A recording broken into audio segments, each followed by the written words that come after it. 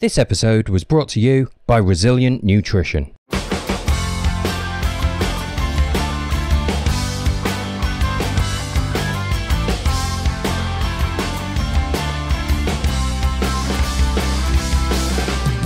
Pals, greetings and welcome once again to another episode of Everything Endurance. It is, as always, ruddy lovely to have you with us today. That's what I'm going for now. That's the adjective this week. It is ruddy lovely to have you along. Thanks for allowing me access to your ears. Greetings to you wherever you are in the world. I started the last episode like this. Anyone who listened to that will remember that I was giving a big shout out. I was trying to make contact across the airwaves, across the ether with our brand new one and only listener in Ecuador. Sadly, they don't appear to have listened to the last episode. I know I'm as gutted as you are, and you know that hello remains out there. They may download that episode in a few weeks' time and reach out to us, who can say? But in their stead, we've got some brand new listeners. We've got a brand new country to add to our listening list. Welcome to Zimbabwe. Zimbabwe, it is great to have you along. It may be that the guys in Zimbabwe are the guys that came along and did our Rangers race a couple of years ago. It may be that it's the audacious Zimbabweans who up sticks from their equatorial country and came and met us in frozen northern Sweden for the Ice Ultra a couple of years back. Or it may be some brand new listeners in that area. Whoever it is, greetings. Great to have you with us. What have we got to talk about this week before I get into the guests? Anna Troop. She was only on the podcast 3 episodes ago, and I'm going to have to call her again. I'm going to have to bring her back on, because she's only gone and set the fastest known time for a woman running the Pennine Way. I mean, she did a course record, grabbed a win in the Summer Spine in June. Within a matter of weeks of that, she went out and absolutely demolished the Lakeland 100. Within a matter of weeks of that, she's come back and grabbed herself another record on the Pennine Way. Absolutely incredible. I could only assume she has legs of steel, which is a question I will put to her myself as soon as I get to talk to her again. So listen out for that. It's bound to be interesting. I know there were some injury wobbles and some tough times out on the Cheviot's for her, or I don't know if you have easy times out on the Cheviot's really, but yeah, we will hear all about it within the next couple of weeks. So keep your ears peeled for that. One last thing. Apologies. I know we didn't get an episode out last week. I'm sorry that I realised that was desperately disappointing. We're a very small team here at BTU, and sometimes something has to give. But we're back. We're here. And you'll have another episode from Anna within the next couple of weeks as well. Let's talk about today's guest, shall we? See, I don't want to do too much preamble because I talked to these particular guests for quite a long while, and I really want to get into it because I had an absolutely great time for these ones. And I know I always say these guests were fantastic and you're going to love this episode. I'm bound to do that. And, you know, I'm bound to say it. I'm in a very privileged position here. I get to sit down every couple of weeks and talk to the kinds of people that you usually bump into maybe once every blue moon. You know, these are a handful in a lifetime experiences usually, and boom, I get to call these guys up once every couple of weeks. I realize I'm lucky. I realize I'm very privileged, and this is just a particularly good episode. I was so looking forward to talking to these people, and they were not disappointing at all. They've got some fantastic stories. So let me set the scene. I'm going to set the scene for you. This is a team who got together in an 8-meter long, 1.5 meter wide rowing boat and rowed in 2-hour shifts. So 2 hours sleep, 2 hours rowing, 2 hours sleep, 2 hours rowing. Imagine that for 35 days, 14 hours and 23 minutes, setting a new world record for rowing from San Francisco to Hawaii. That's a 2,700 mile stretch of open ocean that they managed between them. In that 35 days, that sounds like a long time to be at sea. Yeah, certainly is. But that was still 2 weeks quicker than the existing record. Absolutely stunning. So massive congratulations to the whole team involved. The Ocean Sheroes are Bella Collins, Mary Sutherland, Lily Lower, and Purusha Gordan. And today we're going to be talking to 2 members of that team. We're going to be talking to Lily and Purusha. So it just remains to say, good morning, Lily, and good morning, Purusha. How are you guys doing? Oh, great, thanks. Thanks. Yeah, doing good. So we've got to establish the geography a bit here. Like, Lily, where are you at the moment? So I am in Hamble, which is a small town just outside Southampton, which is where my boyfriend lives, and actually also where we trained for our row as well. Oh, okay. So very familiar territory. And Yeah. Purusha, where are you? I'm in the Cotswolds, pretty far away from water. Is that where you're going to be staying for the time being? For now. Yeah, let's stay dry for a little while. Yeah. No, fantastic. And how long have you guys been back from your ocean-borne adventure now? So I think we've about 6 weeks. Is that right, P? Yeah. Yeah, 6 weeks, something like that. Who knows?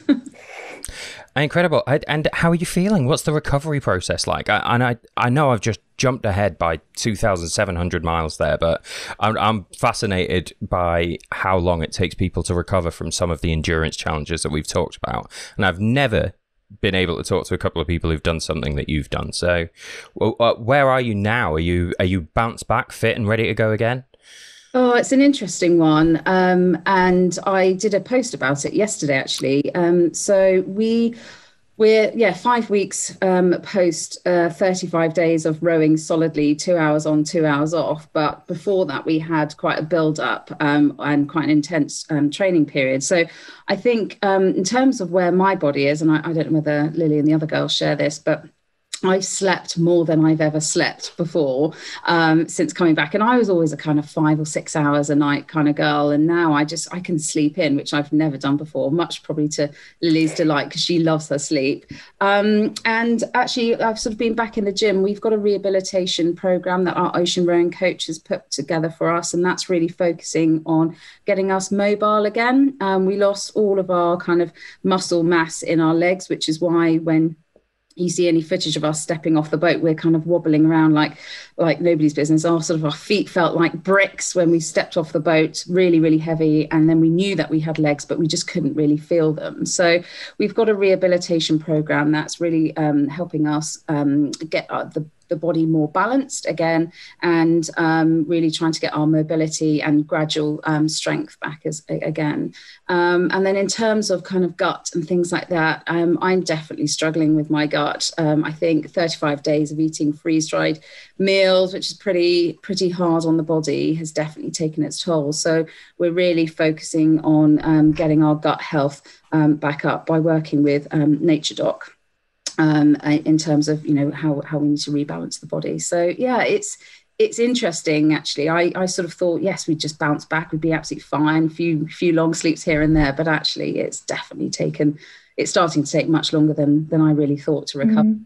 And I think fitness as well has definitely dropped. I think I was surprised at how much my cardiovascular fitness had dropped. I went on my bike for the first time like 2 or 3 weeks ago, and I was really slow. And it was just hard work. I really enjoyed it, but I think definitely it's taking longer than I think any of us anticipated to recover. I think we are all taking it easy and really just focusing on sort of enjoying spending time with our friends and family after dedicating so much of our lives to the campaign in the lead up and then obviously during the row.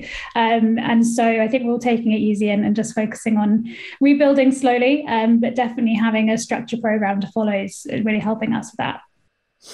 No, thank you for that. I think the length of time that it's taken you guys to recover from something like this helps to give more scale to it. And I'm really trying to get that across to the people listening here. I scribbled it down somewhere. There was a great fact from your website about how you should think about 2,700 miles.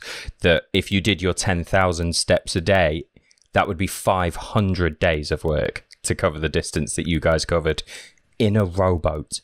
And there's this sort of perception that if you're one of these people that goes out and does an enormous endurance challenge like this, then you'll be at the absolute peak of your physical fitness by the time you've done it. It's like, no, you might have been before you started, but the effect that it's going to have on your body is large and takes some bouncing back from, right? Well, Yeah, absolutely. And I think what's worth noting is that while you go to the gym and you see everybody going like the clappers on the rowing machines, really kind of pumping out sort of a minute of really hard rowing. When you're rowing for 35 days, you're not rowing at those speeds. You're rowing at a very low stroke rate, and so it is about the challenge itself is it's a mental challenge, probably more so than a physical challenge. And so whilst you have to be physically fit, and that stops your body kind of really falling apart during the row. The kind of training that we did was all strength and condition based training. So as Lily was saying earlier, our cardiovascular fitness is actually really quite poor now because we were it was so kind of low in terms of its intensity, in terms of what we were doing. So apart from the last hour, our heart rates up as we were trying to get into the marina at Hawaii and trying to avoid all the surfers in the massive swell and surf break. Suddenly caught in traffic after 30 odd days at sea. Yeah, and the last hour was like definitely the hardest. We really got a sweat on at the end. No, I bet. It's a far cry from the sort of Olympic rowers that have resting heart rates of 16. And what you're talking about is something longer and slower. It's more of a grind. Yeah, absolutely. And I think, our resting heart rates were probably sort of late 40s, 50s, and, stroke rates, we were doing a stroke rate of 18. So if anyone ever wants to really see what that's like, go and sit on a rowing machine and try and maintain stroke rate of 18, but with the most amount of power that you can pull through it. So when you turn the dial up on the ergo, you're really having it around 5 or 6 rather than turning the dampener right up to 10. So 5 or 6 is like sort of pulling through water, but you're trying to get as much power as you can through every single stroke. So you really are keeping the heart rate quite low. And a lot of our training program was we would do it in an interval-based training where you really would get the heart rate up and you'd be going at a higher stroke rate. But the majority of what we were doing, and when we were doing these long rows, like the marathon rows, we were really keeping our stroke rate down at 16, 17, 18. And we were trying to keep our heart rate down as well, because again, it's building that endurance. So yes, it is like a long time at sea, and so you have to be able to keep your body going for that length of time. That kind of approach to endurance training as well is going to sound very familiar to a lot of the ultra runners that listen to this podcast. Yeah, sort of 80% of your time in a sort of low heart rate zone. Sorry, Lily, I feel like I talked over you there for a second. No, not at all. I would say it's interesting kind of drawing a comparison between Olympic rowing. So I think it's a totally different sport. The Olympic rowers are very highly tuned and they'll be performing at their absolute limit for maybe 5-10. Some of the longer head river races are 20 minutes long, and that's it. And they build up to that, and then they perform at that high level, and then they have days, weeks for recovery. Whereas with ocean rowing, you don't have that chance for recovery during your row, and so you really need to build up as much resilience as you can. So it's kind of like comparing, a thoroughbred racehorse to a workhorse that's pulling a cart every day kind of thing. It's they're very different sports.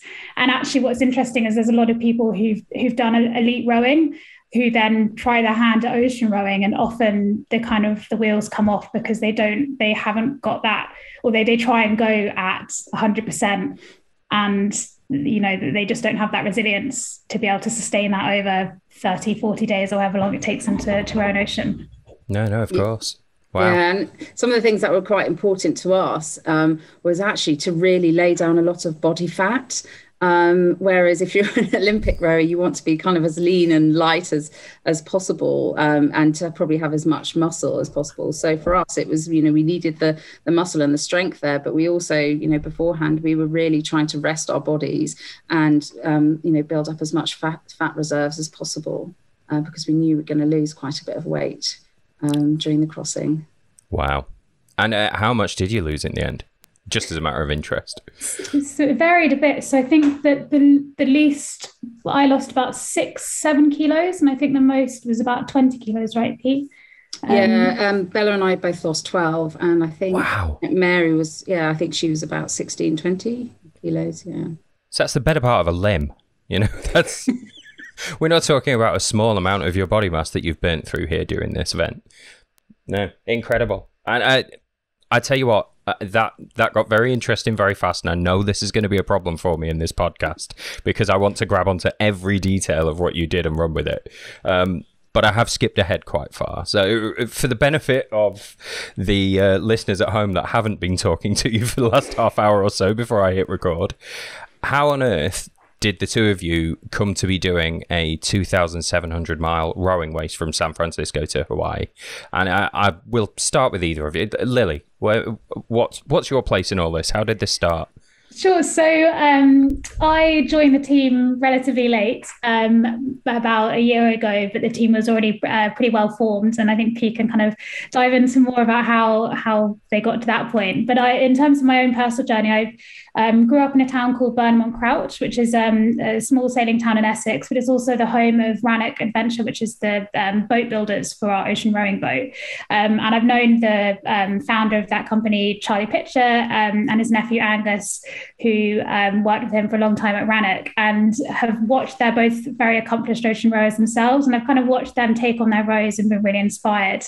And then also Angus's sister Bella, who's one of our teammates, also rowed the Atlantic about 6 years ago, and I followed that avidly, and that was kind of when the seeds were sown. I was really inspired and just really wanted to take on a challenge like this. And my background sort of in competitive offshore racing, sailing, and so I kind of always wanted to do it. And then when Bella called me up and said they're looking for a fourth teammate, I just, couldn't say no. It was the opportunity of a lifetime. And that was kind of how I ended up being part of the team. Yeah, incredible. And I think sort of coming together as a team. So I sort of almost started the team, but it was again sort of a very serendipitous moment. I was on a plane going to Antigua for 4 days, and I sat next to a girl who happened to be doing some media coverage for the Atlantic rowing race, and we just got chatting, and she was really covering the sustainability piece and the plastic in oceans piece, and so she educated me on that. I educated her on health and wellness, and we got on really well. And before I knew it, she'd introduced me to ocean rowing, and Charlie Pitcher, again the founder of Rannoch Adventure, who make the boats. He happened to be out there, and before I knew it, they were talking about putting together a team for the Pacific, and would I be interested? And for me, I always thought ocean rowing was something that was reserved for kind of elite athletes. I'd read the Ben Fogle and James Cracknell book that they'd written years ago from their crossing, and had really been full of admiration, but never really thought for somebody who's not a water baby like me, or has no rowing experience, or it most certainly isn't an endurance athlete, that it would ever be possible. And I think that's the beauty of the sport, is that it really is open to anybody, as long as you're committed, determined, and you're willing to put in the time and effort to make the campaign happen. And so I found myself in a team, and then actually, due to various things with COVID, etc., that team kind of disbanded, and I was the only one left, sort of saying, actually, I really want to do this, and so I need to go and find a brand new team. And that's where Bella's brother, who was part of the Ocean Rowing Boat Builders, that's when he put Bella and I in contact, and Bella and Mary had, they'd had discussions already about, putting together a team for the Pacific, and that's how it all just came together. And then Lily was our final edition a year ago, and I think, so I think for all of us it was just really serendipitous, and we all just really connected and felt that we were from lots and lots of different backgrounds, but actually we shared this common goal of wanting to achieve this challenge, and that we shared the same values as well, and that's what I think was kind of one of the successes for us as a team. I think that's amazing as well, that as the person who had come to this, the most adventurous thing I've ever talked my way into on a flight like that is maybe an extra Bloody Mary from the hospitality team. What you managed to talk your way into an ocean rowing adventure with no ocean rowing background yourself, and then you're left holding the baton and have to go off and find another team, which you did. You obviously, they had talked you in well. You were up for this. What appealed to you? I think so. What appealed to me was I'd turned 40 when I first found out about ocean rowing, and I was just finishing I was turning 41 actually, and I just completed my year of doing 40 brand new challenges. And I think what really appealed was it was like, well, it was just the next thing. You know, I'd spent my last year sort of doing things I'd never done before, really challenging myself. And so this seemed a kind of an even bigger challenge. And I think what really appealed was just the opportunity to learn to do something that I've never done before. And we've talked as a team a lot about, self-confidence and self-belief. And I think it's something that we all struggle with. And actually, if you challenge yourself and you push yourself at different stages in your life, it's amazing what you can achieve. And I think when I started to immerse myself in the ocean rowing community, it's such a supportive community of people. It's a very small community, but everybody is full of encouragement, support, advice, help, and everybody wants to see you succeed. And I think what was really appealing is that there were teams of OAPs, effectively. You know, there were guys in their 70s that were crossing the Atlantic. There were 18-year-olds crossing the Atlantic. There were people with, one leg crossing the Atlantic. And then all of a sudden, it really felt like it was perhaps something that was this incredible challenge, but was, very much within my reach. And so, like Lily, I just couldn't say no to something like this. And then when you have a sponsor that says, actually, we really believe in what you're doing. We think this is, incredibly fantastic for women and for, this sport. And we really want to back you. Then all of a sudden, it really kind of boosts your confidence. And you think, actually, maybe I really can pull this off and I can do it. So I think, for me, it was just not having any experience and just dedicating the time and focus and energy into something that I'd never done before and believing that it was possible if I really, really wanted to do it. I think that's what it was for me. And I think it's worth highlighting as well that, literally anyone is capable of rowing an ocean. I think that a lot of people have a preconception that you have to be, super sporty or naturally athletic. And I think none of us really in the team have got any particular backgrounds in, at least in kind of high level sport. When I was younger at school, I was the most unsporty person ever, and only really discovered enjoyment for exercising and sport since I got to uni, and then sort of as after I left. And so I think that it's the kind of thing that anyone can do if you just have to be willing to put the work in, and I think there's a lot of people with a lot of expertise who can really help you train and prepare for it. And so I think that's the thing that is, if you're willing to train for it, then anyone can achieve it and can row an ocean. I'm drawing parallels again, but I think, a lot of the people that come to this podcast have come to us through their attachment to the ultra running scene, and just this idea of a small dedicated group of people who are very passionate about their sport and convinced that anyone who puts their mind to it can do absolutely phenomenal things is going to sound very familiar to our ultra running community that are listening to this. I just think that's absolutely wonderful. Look what it's pushed you guys into doing. Let's talk a little about the race then. I'm really hoping I've got this right. San Francisco to Hawaii, that's correct, right? Yeah. Yes. 2,700 miles. Yes. What? Put us on the start line then. But firstly, what's this boat? You're looking out at the start line. Here's your vehicle. What are you in? How big is it? How long are we talking? Because it's mind-boggling when I heard this, and I want everyone else to hear it. Are we going for Lily? Sure. Yeah. So it's a 8.5 meter by about 1.5 meter ocean rowing boat.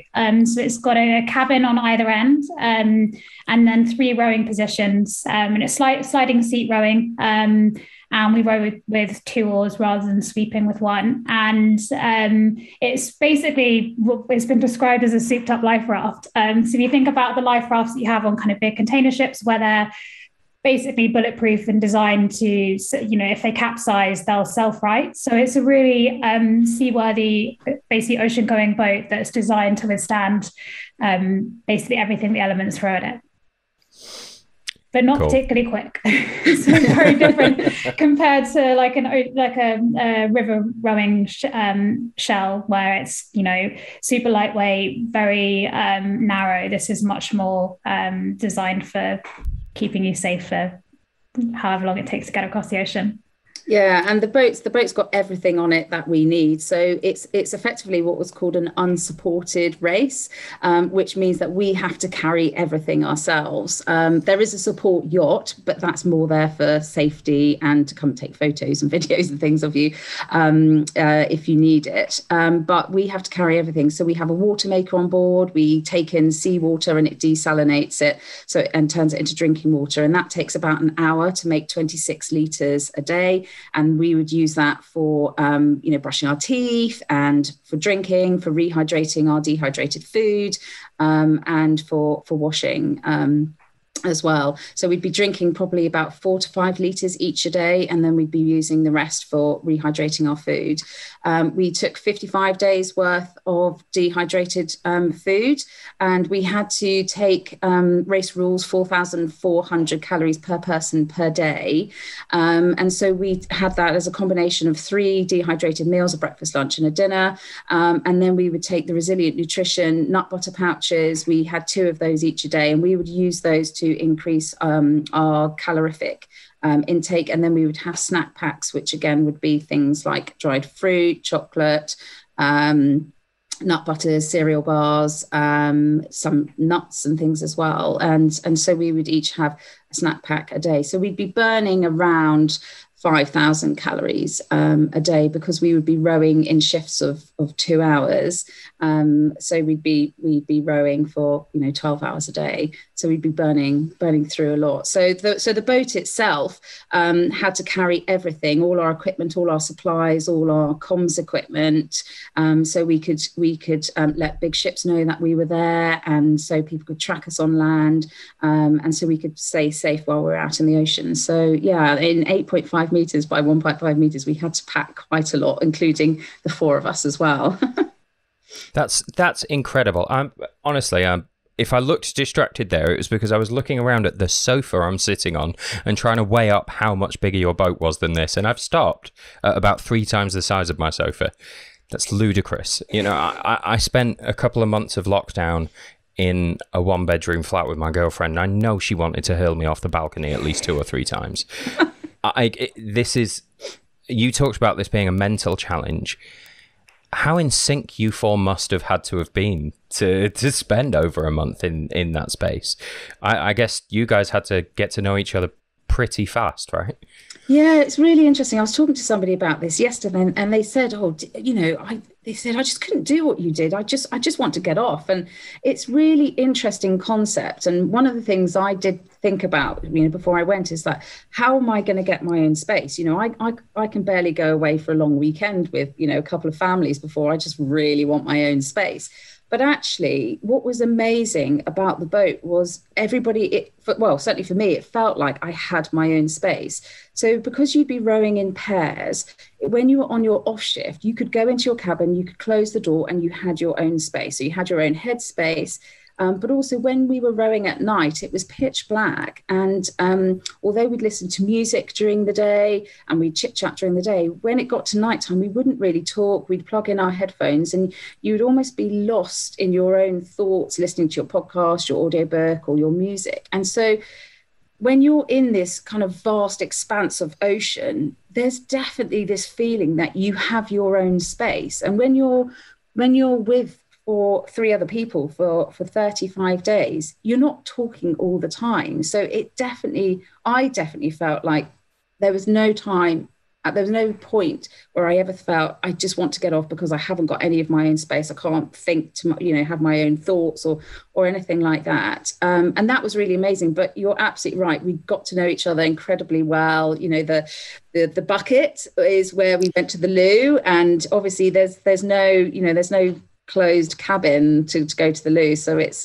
on deck and it's do your stuff and then you chuck it over the side, and And obviously, you know, you're rowing forwards, and so there's always one there's always one person that's going to get the pleasure of watching you go to the loo. But I think it's, you know, it was sort of primal in many aspects, but it was also just going back to basics. There was something just really magical and amazing and very simplistic about it that you know, I'm actually missing. I'm not missing watching people go to the loo, but I am missing that very simplistic way of life. And yeah, I mean, I guess it has been described as lockdown on another level, but I found lockdown worse. Yeah, I'm being locked in my house worse than being on the boat. Don't know about you, Lils. Yeah, I think actually, since we've caught up a few times after the row, and I think we've all sort of felt the post-row blues a bit, they're not really knowing what to do with ourselves. So now we're back on land and back into kind of day-to-day lives again.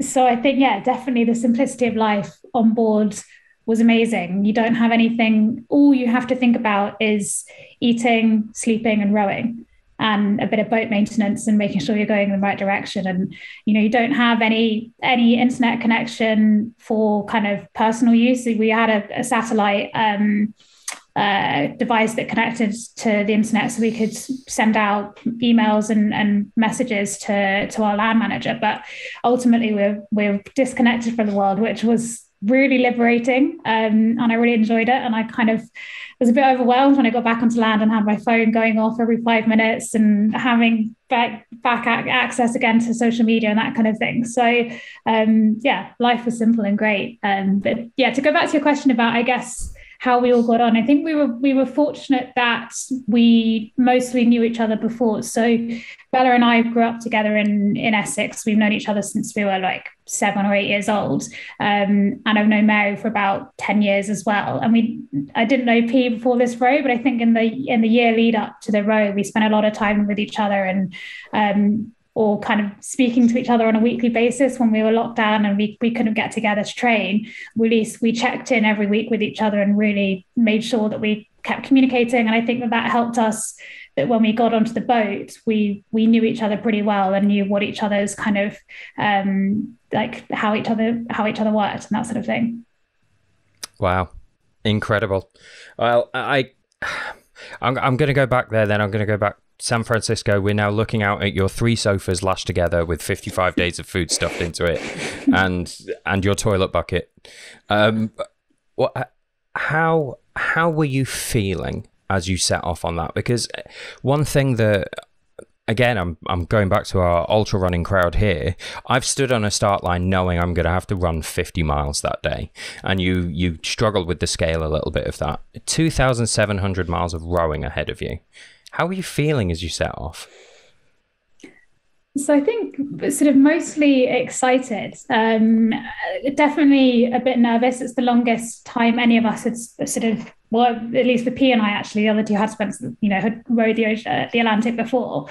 But I think it's hard to kind of get any concept of how long you're actually going to be at sea for. So yeah, I think it was mostly, for me personally, mostly excitement, but also a little bit of sort of nerves.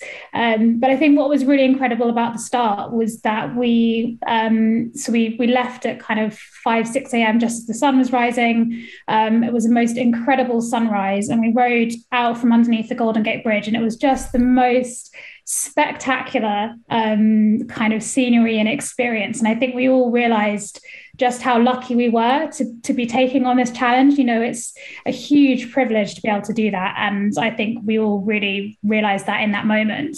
But I think the thing we also said to each other was that, this is an amazing moment. We're going to have some really awful moments over the next few days, weeks, but let's remind ourselves of this moment here when it gets tough in a few days' time. That experience of rowing under the Golden Gate Bridge at sunrise, about to head across the Pacific Ocean, that will be enough to get us through to the next good moment that comes along. That, a few days later, we saw some dolphins or we saw a whale. And I think it maybe is similar to ultra running where you get to run in the most amazing scenery, and there'll be bits where you go through zero visibility and you can barely put one foot in front of the other, and then you'll kind of go up above the fog or whatever it might be, and then suddenly you have this amazing view. And it's about finding those positive moments and hanging on to them and using them to sustain you through the really tough times where you're cold and you're wet and you're hungry and you're miserable and everything hurts. You have to find the positives, because that's all that's going to sustain you in the tough times. Yeah, absolutely. And I think there was a real sense of relief, not just from us, but from the race organisers and from the other teams, that, we'd managed to get to the start line during a global pandemic. And there were so many people that didn't think it would happen and didn't believe it would happen. And we just kept this absolute belief that no matter what, we were going to get ourselves to that start line. And we had all sorts of challenges with our boat got held in customs and was only released the day before we arrived in America. We had to go out of the UK. We had to leave 2 weeks earlier because the UK, you weren't allowed to go directly from the UK to the US. So we had to go and quarantine outside of the UK. And we had, lots of our training rows were cancelled. And there were so many sort of hurdles that were in the way, that were almost trying to stop us getting there. So I think, when you ask, what was it like setting off? I think there was this nervousness, and there was this kind of unknown about how long are we really going to be at sea for. For me, there was the real anxiety around seasickness, because I get really badly seasick. And in my head, I'd said, all you've got to do is get to day 10, because by day 10, it's going to be amazing, because you'll be in the warmer weather, you'll be through all the really tough points, you'll have had all the, you've probably been as sick as you're probably going to be, and you'll have seen some wildlife, you'll have seen some amazing sunrises, sunsets, and so it was definitely, I think, as Lily said, really kind of focusing on what was coming, what was going to be the next amazing moment, and what amazing moment had we had, and also just the fact that we'd set off. That was the most incredible thing, that we had managed to actually set off, when all the odds were against us. Hi everyone, sorry to interrupt. Just here to remind you that this episode was brought to you by Resilient Nutrition, and you can find their full range of elite long-range fuels exclusively on the BTU store now. The elite long-range fuels are a series of delicious nut butter products with micronutrients and supplements designed to give you exactly what you need when you need it. They're delicious, they're great for fueling your whatever your adventure is, and you can find them on the BTU store and nowhere else right now. Store.beyondtheultimate.co.uk. That's store.beyondtheultimate.co.uk. Okay, let's get back to the podcast.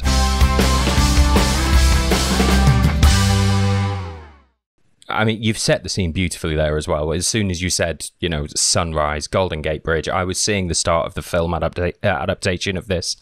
Beautiful. And you're right, it's those really positive moments in any kind of adventure challenge that get you through the bits where it's dreary and you're wet and you're cold and it's difficult, but it adds an extra thing to you, doesn't it, that it was so hard just to get to that start line. There must have been more relief in just being able to start the race as well.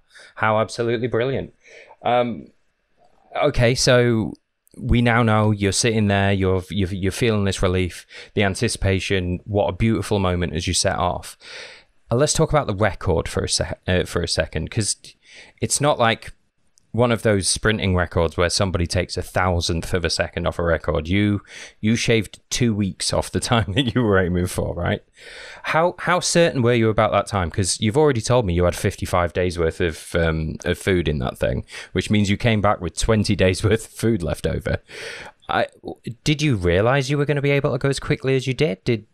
Were conditions better than you'd expected, or had you gone out there thinking, we're capable of taking 2 weeks off this record?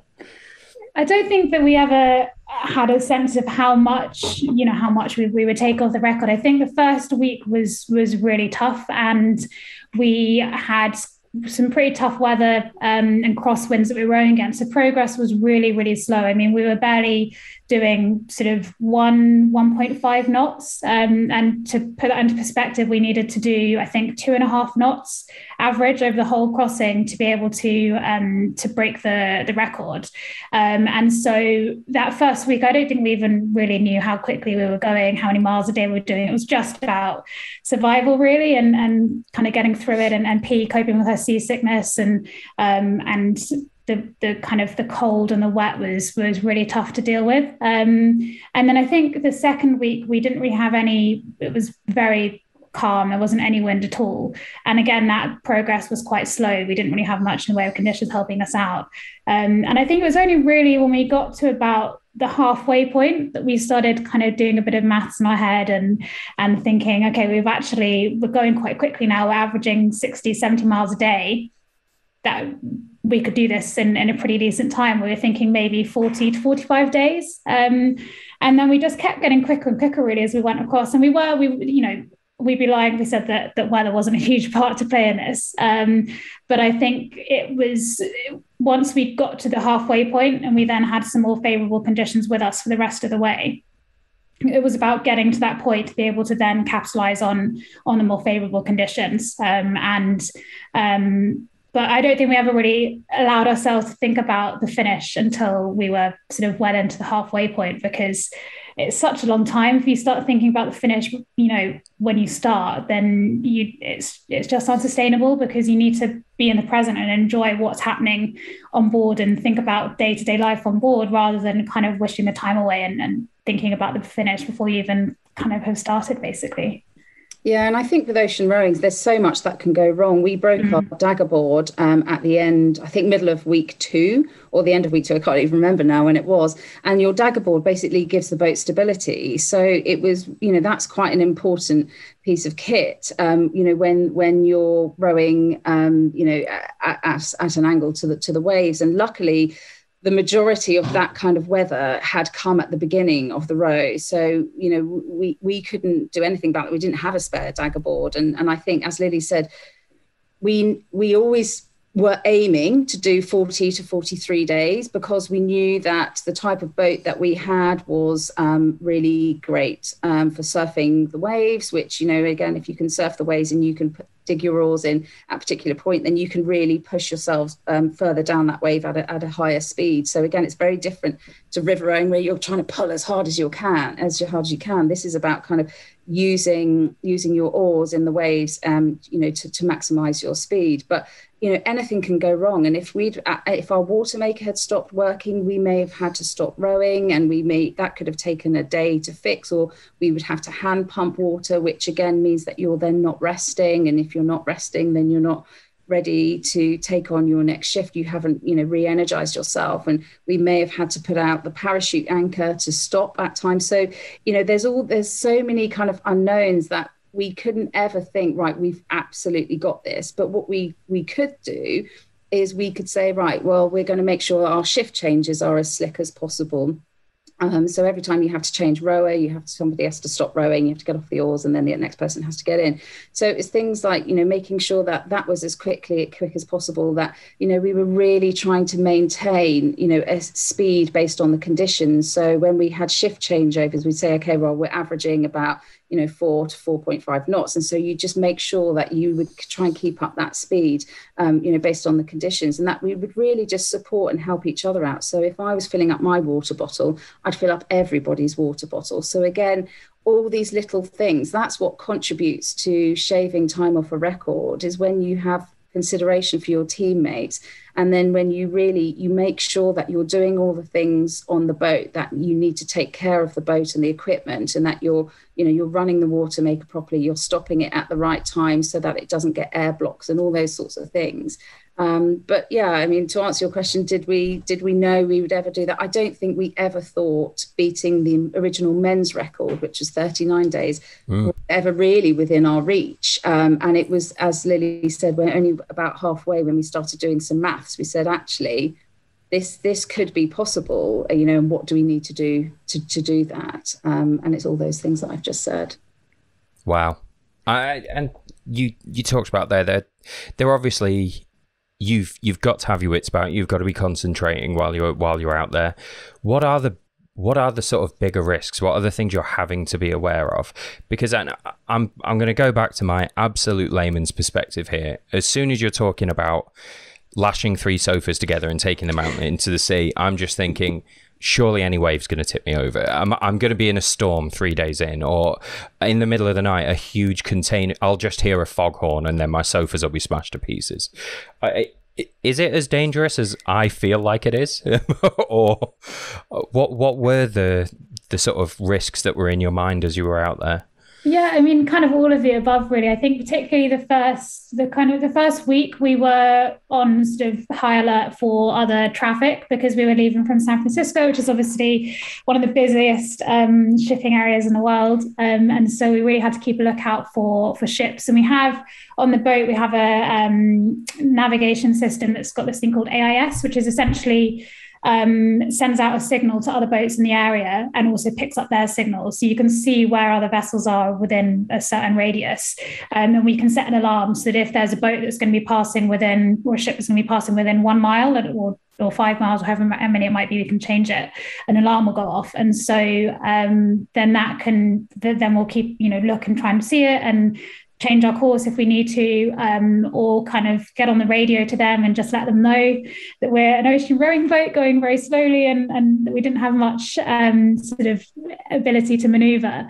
And actually, most of the time, they're really responsive and would kind of come back on the radio and change their course and go behind us, or give us a wide berth, which is what you need when you're in a tiny ocean rowing boat with sort of big ships around. So that's kind of the first week. That was one of our big sort of things to keep an eye out for, and then also waves. So the sea state was quite choppy, sort of leaving San Francisco. You kind of have a bit of a strange effect with the huge amount of water leaving the bay with the tide, and so it creates quite a challenging sort of choppy sea state. And once we got through that, it flattened out for a little bit, and then at the end of the first week we had some really big weather. And so with that, the dangerous position to be in with a rowing boat and the waves is when you're side onto them. And so sort of towards the end of the first week, we kind of knew this big weather was coming through from our weather router. And so we changed our course and basically just went down with the waves. But it was essentially like being on a flume ride at Alton Towers, flying down these waves at sort of 5-6 knots, averaging 5 or 6 knots. But I think our maximum speed at that point was like 15 knots. And that's actually how we broke our dagger board. It's a board that basically goes through the hull of the boat and into the water, and it gives some stability. But we just went down a wave really fast and kind of rounded up, and the dagger board just snapped off in the water. So we really had to focus at that point there, because sort of one wrong move and the boat rounds up and you end up side onto the waves, and that's when you're likely to capsize. And so that was the thing we were really keen to avoid was capsizing the boat, because although they're designed to self-right, if there's people up on deck, we're clipped on, but if you get dunked in the water, or people can get injured, you can lose kit over the side if it's not tied down properly, and then also equipment can break in the cabins if it falls or people get injured. So you really want to avoid a capsize at all costs, really. This also has caused battery fires on previous ocean rowing boats, because the batteries have come loose in the capsize. Battery acid has spilt everywhere and caught fire. So there's a lot of things that can go wrong, but it's just about trying to minimize risks as whenever you can, really. Yeah, I don't know how reassured I am by all of that. I mean, now I feel a lot less like I'm going to get hit by a giant boat, but a bit more like I might be on fire. I think, ocean rowing, essentially, it is safe if you follow the rules. There are lots and lots of safety measures in place. There's lots of safety training that we had to go through. We had 2 very experienced sailors on board in Lily and Mary, and Bella's obviously rowed an ocean before. So I think, when you look at sailing, there's sort of more that can go wrong with mast snapping and things like that. With an ocean rowing boat, they do self-right. They are, as Lily said earlier, they are zooped up life rafts. They are probably as safe a vessel as you can get when you're out at sea. And when you have the big weather, you're this tiny little boat, and so you are kind of almost going up the wave, over the top of the wave and back down again. So where you see these big container ships kind of rise up and crash down, it's just not like that on a ocean rowing boat. So if a wave does break over you, which doesn't really happen that much, you tend to more ride it and go over the top. But if it does break, it just drains out through the channels really, really quickly. And she is very, very buoyant. The boats are very buoyant, so they just want to sit on top of the water. And yes, you'll kind of keel to the left and to the right, but essentially as a non-water going person without any experience, I just felt so safe all of the time while I was on that boat. Really, really safer than I felt on ferries and big boats and things like that before. Yeah, that's good to know, because I'm a nightmare on a ferry crossing. I definitely say the same. I think that I felt safer on an ocean rowing boat than I felt on kind of 40, 50 foot race yachts, because there is just so much more that could go wrong. And everything happens much quicker. The speeds are much faster. If you hit something when you're sailing along at 15 knots, you're going to punch a hole in the boat. If you hit something when you're rowing at 2 or 3 knots, you probably just bounce off it. And so I think that we were definitely, the first day when we had some big waves, probably like 20, 30 foot waves, I was definitely nervous, but I think within sort of 20, 30 minutes of my shift and just seeing how well the boat coped with it and how stable she was, I think that just instilled so much confidence and trust in the boat that from then on, I think I never really doubted her for a second. I knew she was going to kind of get us across safely. Fantastic. I'm really glad to hear that, and thank you. It has settled my nerves a little bit. I mean, I know it's over now and you guys are home and it's fine, but I was just listening to this in constant fear for you. How incredible. One thing I really want to get at, and I've written it here and underlined it in my notes, is how on earth you made sleep work when you were doing this 24/7, 2 on, 2 off sort of rota that you had going for rowing. So 2 hours on, 2 hours off throughout. And actually, one of the first times I became aware of what you guys were doing at all, I was doing an episode with Greg from Resilient Nutrition on sleep. And he brought it up as an example of sort of some of the athletes he's had contact with who are having to deal with some very unique challenges. How did that affect you? 2 hours on and 2 hours off? Yeah, well, you've got two opposites in terms of sleep here on your podcast. Lily, who got the Sleepy Blanket Award for our boat, who absolutely loves her sleep, and you can definitely ask her how she coped with it. But for me, I'm somebody that as I said before, I've really kind of only been a 6 hour a night kind of girl, and I've got 2 children. So I really felt for me, sleep wasn't going to be this massive challenge because I've had 2 babies and neither of them slept for 9 months. And so I know what it's like to be up every couple of hours feeding and whatever. And that's not arrogant. I was just like, okay, that my biggest challenge is actually seasickness. It's not sleep. But actually, as you kind of go through the challenge, your body does just adapt to it. But it is so brutal that first week, absolutely, utterly brutal, being woken up every 2 hours to then have to get up, get yourself ready within 15 minutes and be on the oars, having sort of thrown some food down your throat, drunk some liquids, got yourself dressed, and then get out on the oars. And I think for a lot of us, that first week, if you ask us what happened that first week, a lot of us can't really remember. And I think the sleep deprivation played a huge part in that real kind of foggy mentality. And so it became, as Lily said earlier, that first week very much about survival and just knowing that we knew what we had to do. And so you just had to keep doing it and just keep repeating it. But you couldn't actually function particularly well. You couldn't think particularly well. And so I think as we got past that first week, our bodies then started to adapt to the pattern and it became probably more rhythmic. I'm not sure for any of us the night shifts became any easier. They were definitely the most challenging. And we each had our kind of nemesis shifts that would, be really difficult for us to stay awake.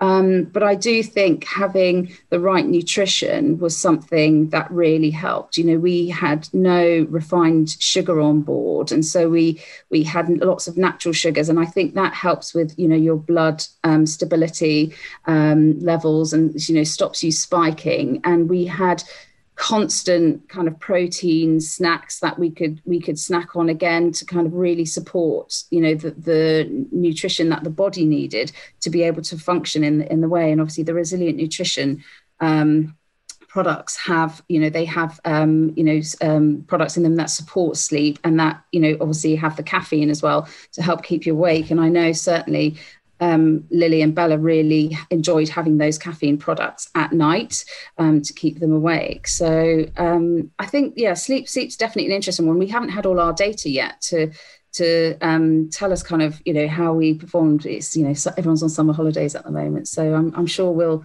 look at that data very, very soon. But Lily's probably a good person to ask about, how she found the sleep, because you love your sleep, Lils. Yeah. So I think the first week I found it tough, but I think I didn't find this sleep deprivation part as tough as I think I was surprised at how much it took its toll on my body physically in such a short amount of time. I think I maybe slightly arrogantly thought that I was the fittest I've ever been in my life. I'd done all of the mobility work and I was, pretty strong, and I'm 27 years old. And I was like, I'm not going to struggle that first week. It will be, towards the end, maybe I'll have a few aches and pains, but rowing for 12 hours a day, every day, it takes its toll really quickly. And I think the pain, my back was in agony for the first week, and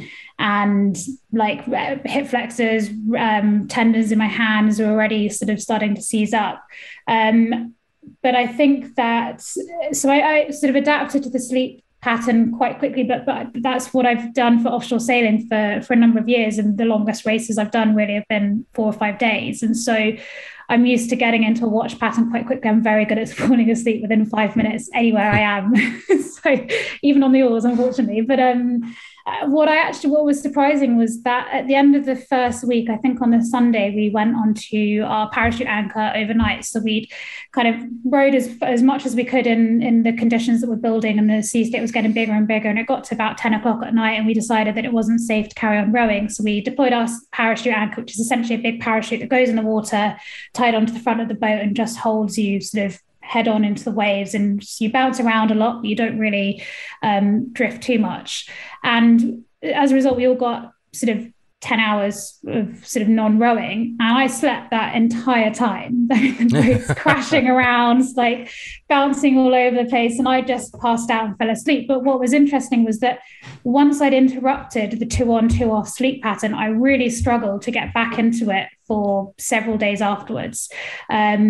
And I think that first week as well, we were just running off adrenaline. The conditions were hard, and we had to concentrate and really dig deep to keep the boat moving forwards. And so you kind of just get on with it. Whereas when conditions calm down a bit, that's when I really struggled with the night shifts, when it was calmer and flatter and you didn't have that same adrenaline pushing you through the night shifts. And so, I think I adapted quickly at the beginning, but every time we interrupted our 2-on 2-off, I really struggled to get back into it for several days afterwards.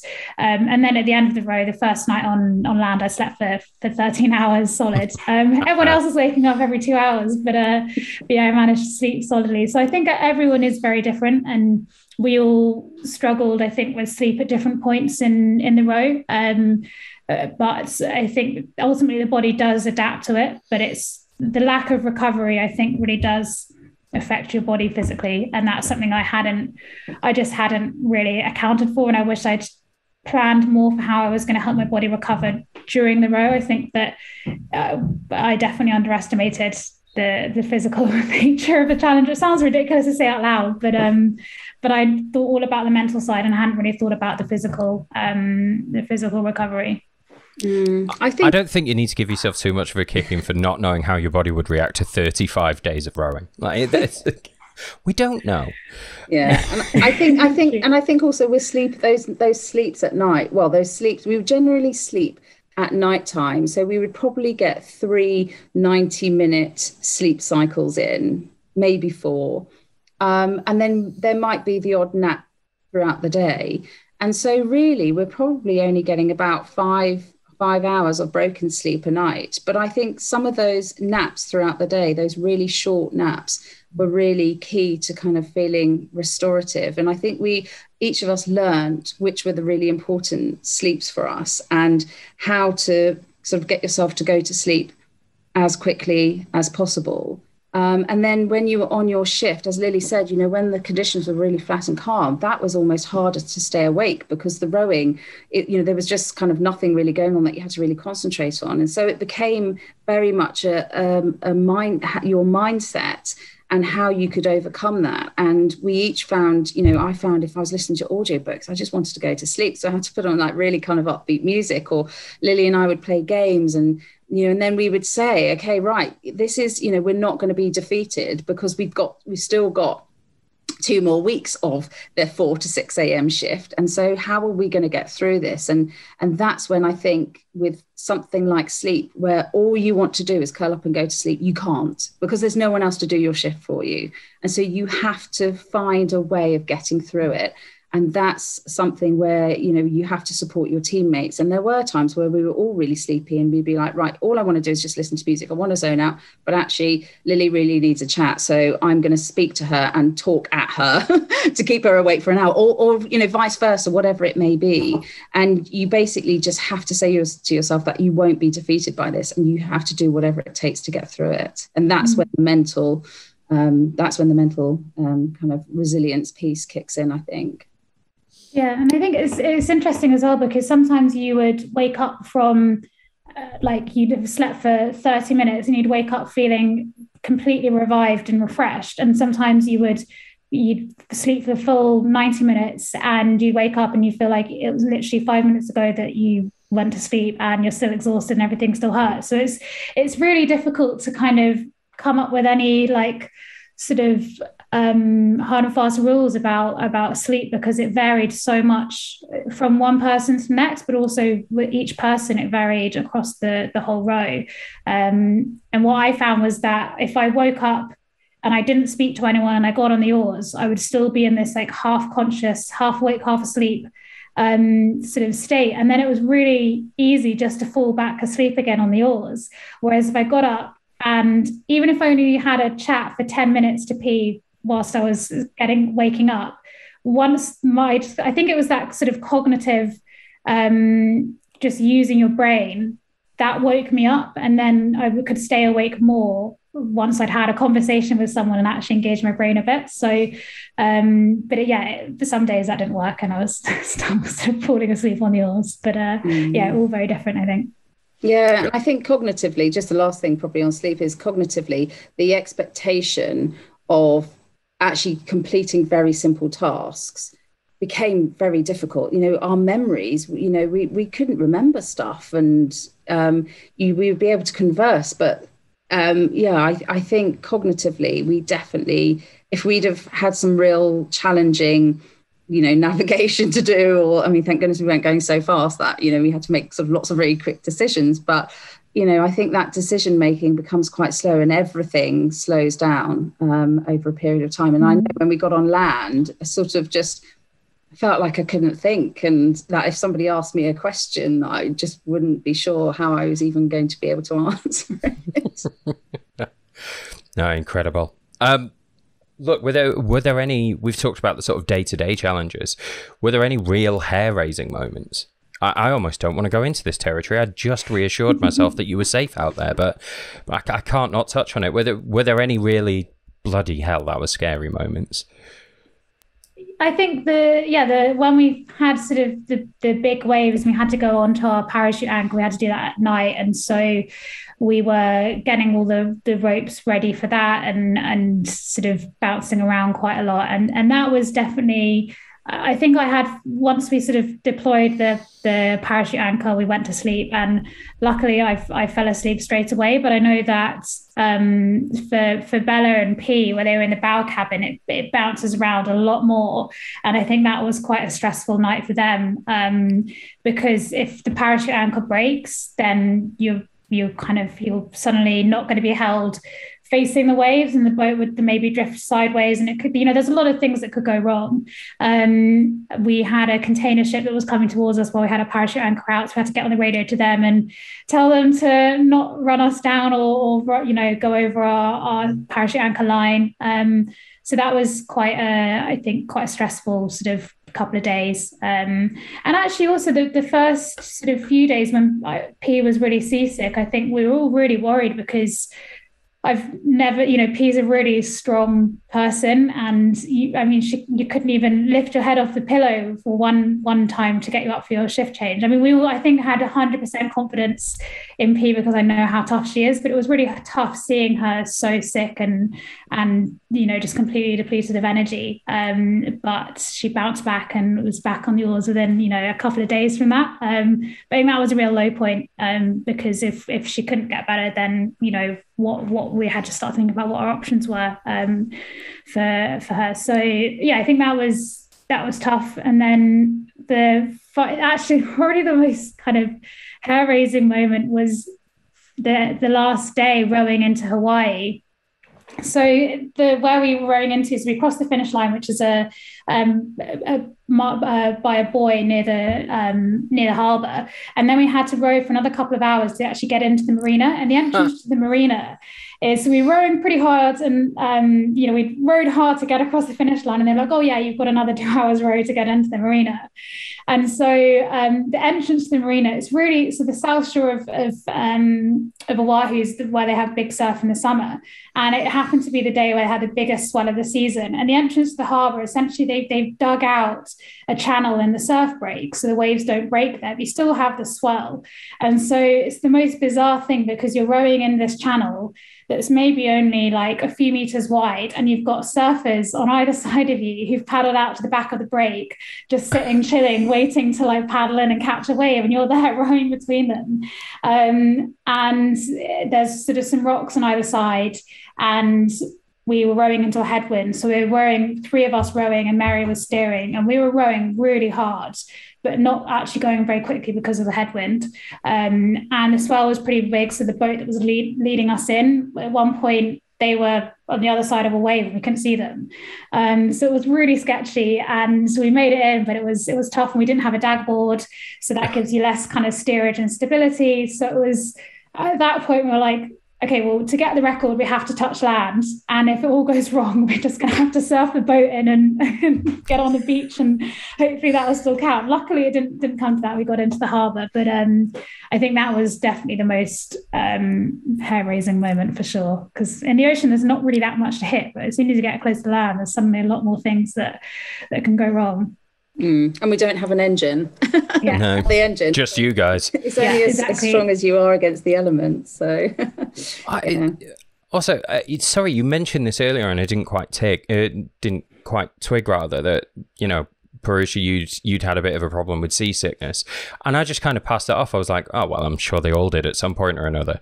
No, you had a real problem with seasickness. Like what? What happened there?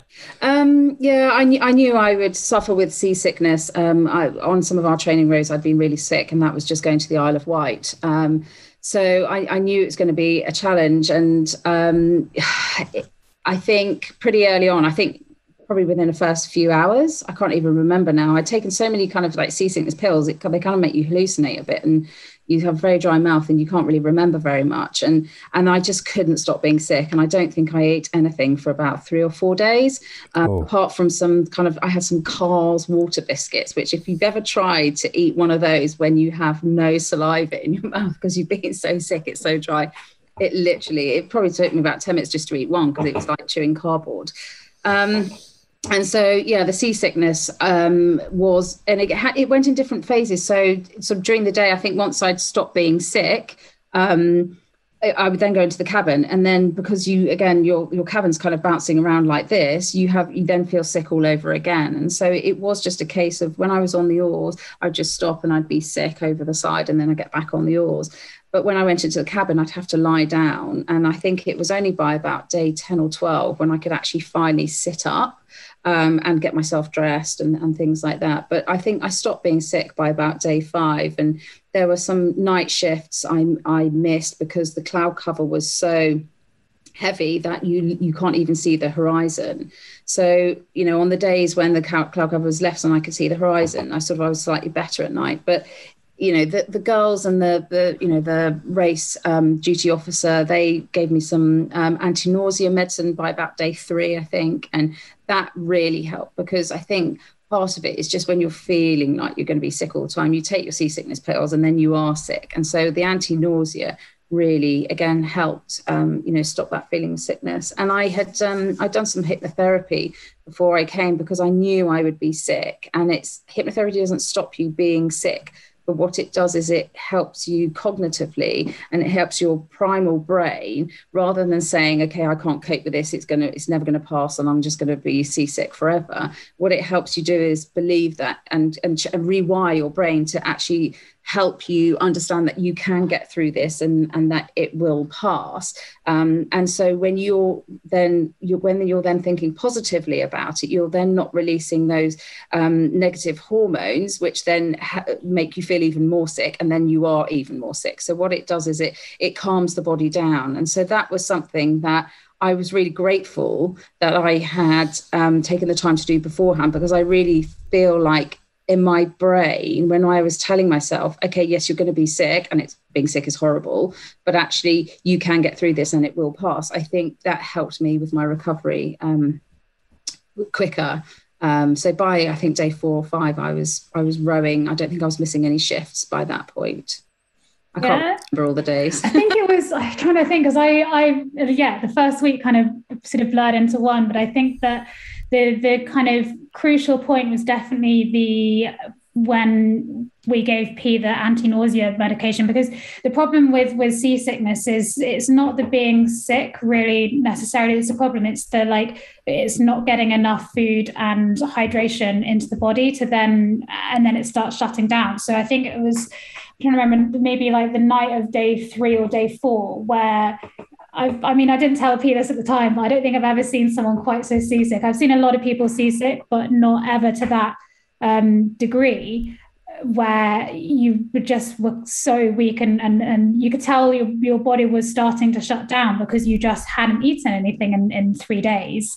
But I think that once we could get you to keep your food down, suddenly it was like everything changed, and you could see the color coming back to P's cheeks and the energy sort of coming back. And I think credit to P is that from being so unwell to being back on the oars in a matter of a couple of days really, and doing every single shift was incredible. And I think that having heard some of the stories of other rowers where they've been seasick for 2 weeks or 3 weeks, and actually P recovered really quick, and I think that's because of the kind of positive mindset, and as soon as you started getting a tiny bit better, you were then drinking water and eating food. And a lot of people don't have when they get seasick, they stop being able to look after themselves. Whereas I think you were constantly like, okay, I need to drink some water and I need to eat some food, even when you didn't feel like it. And that's the key thing, is that when you're seasick, you have to eat some food, even if you're going to throw it up 5 minutes later.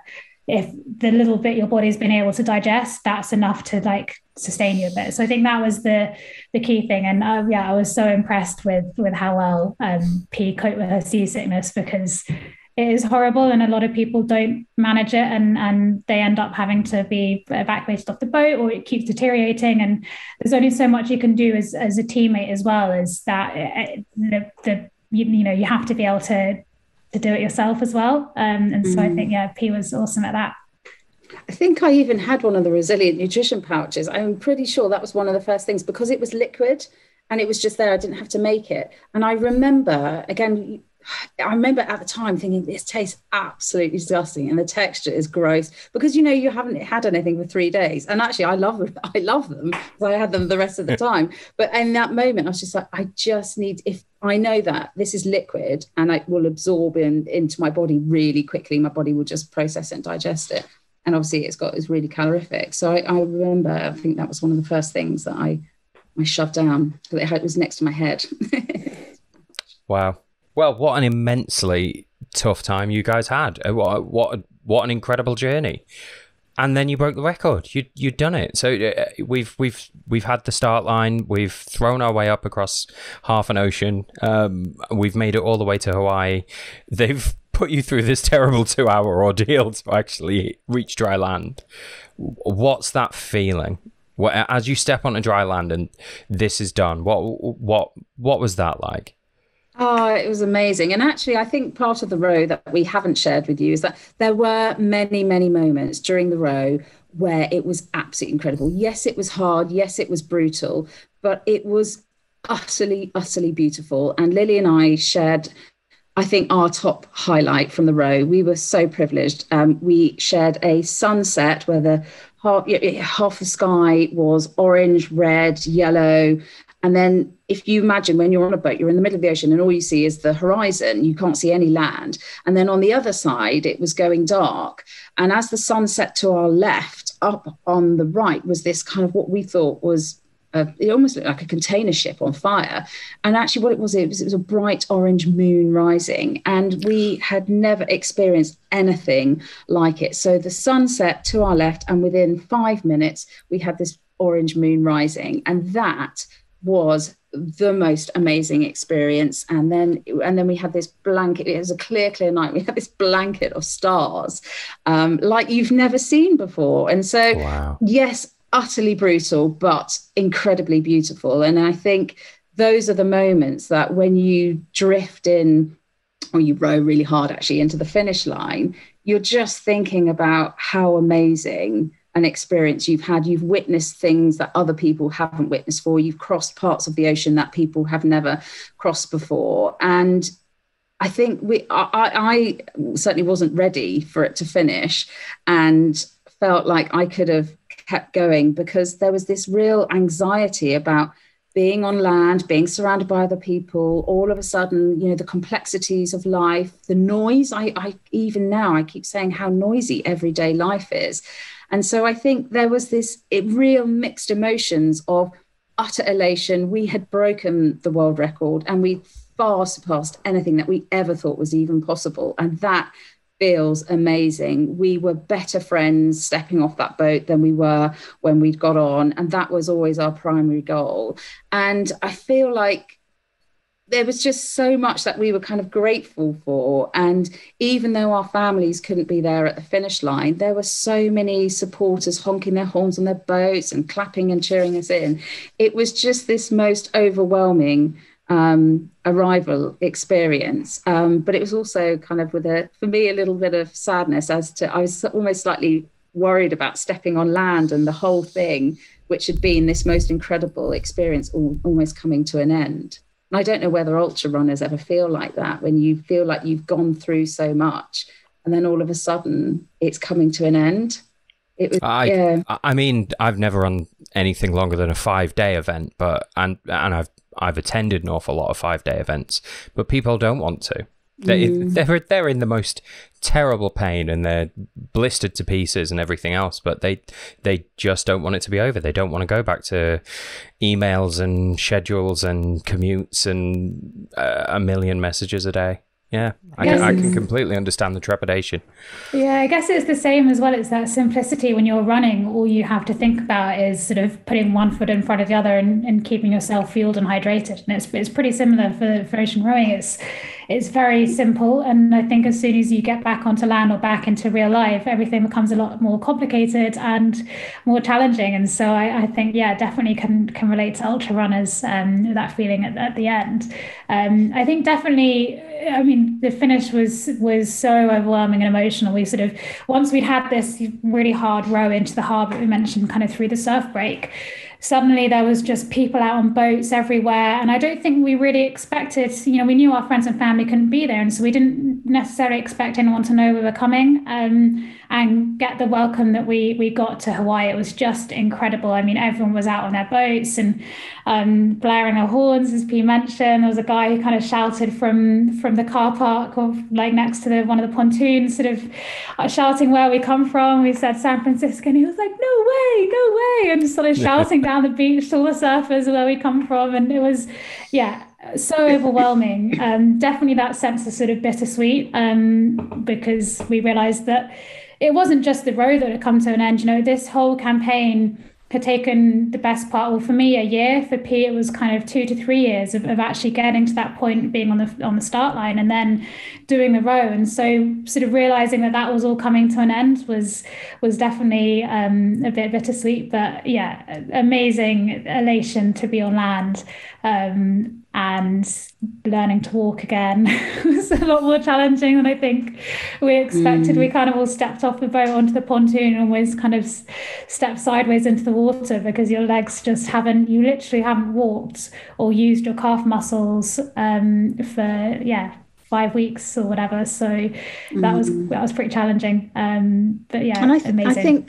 I think in a global pandemic, when we've all been starved of human contact, although the four of us were on that ocean rowing boat together, there was very little in terms of hugging or anything like that, because you were always just changing shifts. And if you were on a shift change, then you were maybe kind of making some food and then you go back into your cabin. So there was very little kind of real human connection. And I think that moment, for me, I loved that moment when we all stood up and we dropped our oars at the finish line and we just hugged. All of us just hugged. And that felt so amazing, to actually just all of us together hug. And that, I don't know, I keep thinking about that moment and how, even now and just talking about it, I can feel it. I can just feel that connection, that shared emotion, and that feeling of connectivity of just, the four of us together in that moment. That was really amazing. Incredible. Yeah, as you say, you were the four of you working in unison through this thing and supporting each other, but you hadn't got to stop as a four and take a moment and come together and just be in that moment and reflect on what you'd done. Well, what a brilliant time, and how thoroughly you had in it. I can't congratulate the two of you and your teammates enough.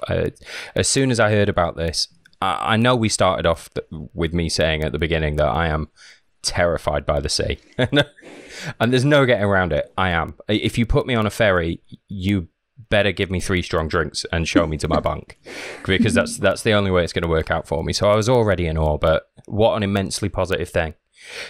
What has that given you to take forwards into the rest of your lives now? What have you gained mentally from this experience?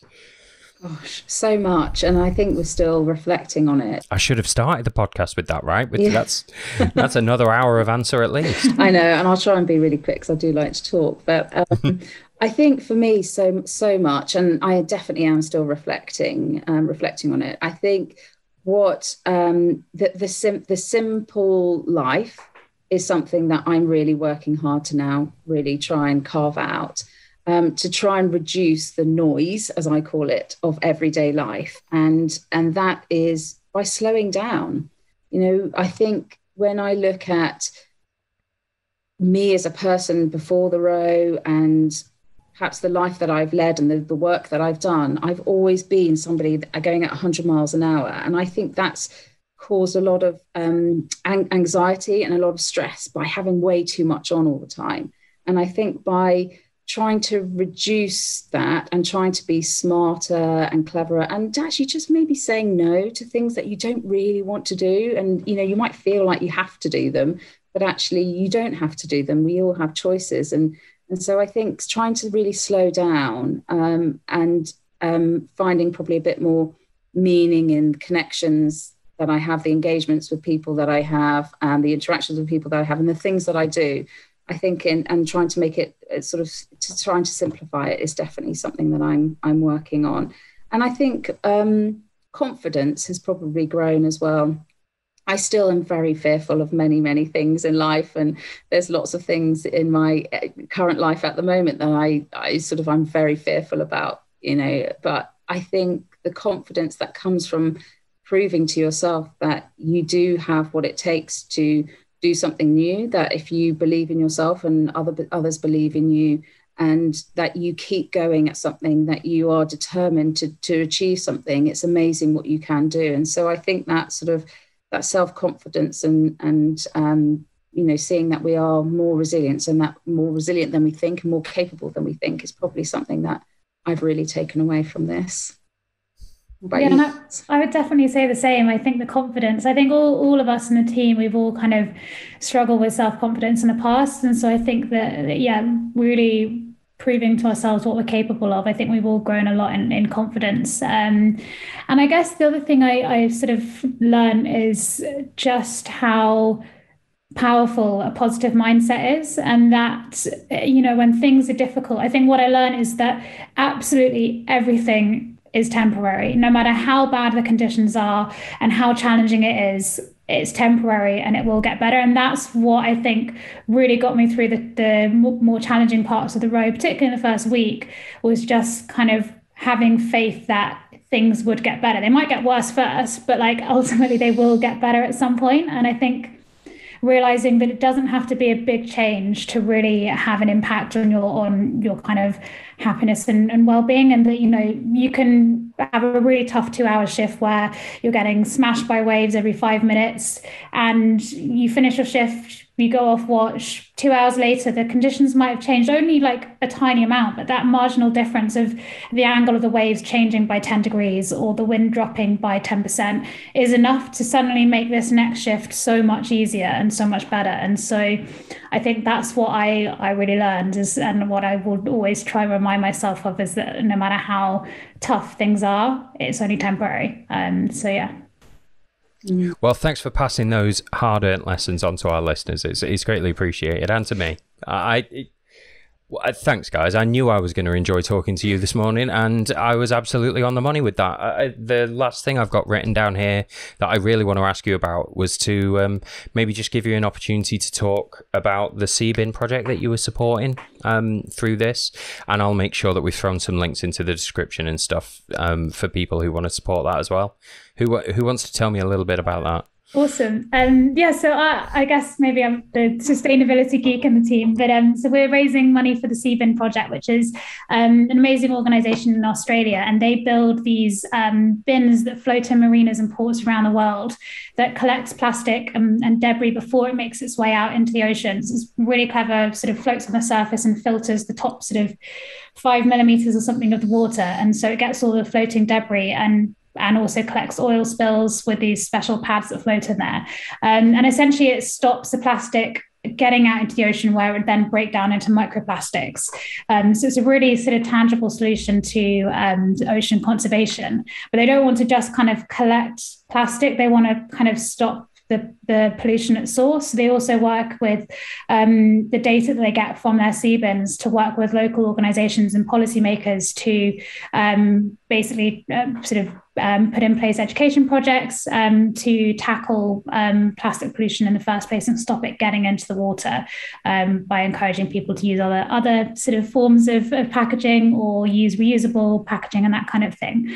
So they're amazing organizations, super passionate and really using innovation and data to solve the sort of ocean plastic pollution problem. We're really excited. We're trying to raise £60,000 for them. We've got to just over halfway. Anyone who's interested in learning more about what they do can head to our website and check out the link to our GoFundMe page. Excellent. I'll make sure the link to that GoFundMe page is in the description. So if you're listening to this, head down in the description and see what the Seabin project is all about. And donate if you can. Well, wonderful. That's set me up for a great day. Thanks very much, guys. And whatever completely bonkers project it is that you decide to take on next, whatever life's next challenges for either of you, I hope you have an absolutely wonderful time.